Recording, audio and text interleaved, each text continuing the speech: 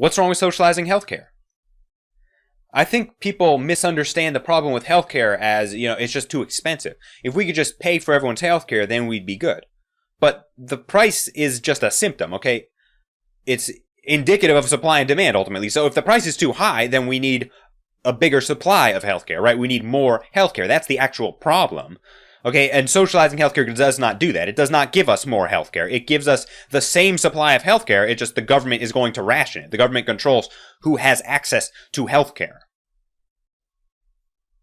Okay, it doesn't give us more doctors. It doesn't give us a greater bandwidth so that we can, more people can be getting routine checkups on any given day. It just means the government is going to ration our existing supply. Okay, so if somebody gains access to healthcare, it means it was taken from somebody else, or somebody else was putting on a waiting list. Probably everyone is going to be on waiting lists, because that's what happens when you ration things.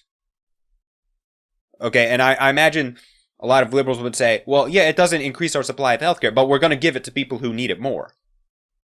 Okay, the government isn't cut out for that. The government doesn't know who needs what. Okay, the free market is how you decide who gets the limited supply of resources. That's exactly the point of, prices and money. That's exactly the point of it.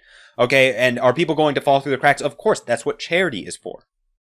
Okay, but if you're going to use government programs to paint with a broad brush and say, these people have access to healthcare, you end up with all sorts of, terrible, perverse incentives, okay? And, you can see the type of thing that happens with the welfare system, right? It's, the government is not good at these type of social programs where it's like, we want to give help to the people who need it.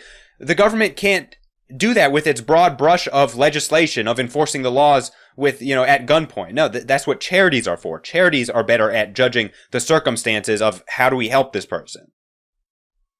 Okay, and of course the underlying problem is we need more healthcare, and socializing it doesn't do that. It actually exacerbates everything, okay? Because when you socialize things, when you are going to have the government just regulating everything, that actually prevents the healthcare industry from coming up with new services and new treatments and stuff, right? It hurts innovation in healthcare, which ultimately, reduces prices and makes it easier for people to become doctors, okay? Regulation does not make the healthcare industry more efficient because there's already incentive to be efficient, right? More efficiency means more profit. So they already are trying to be as efficient as possible.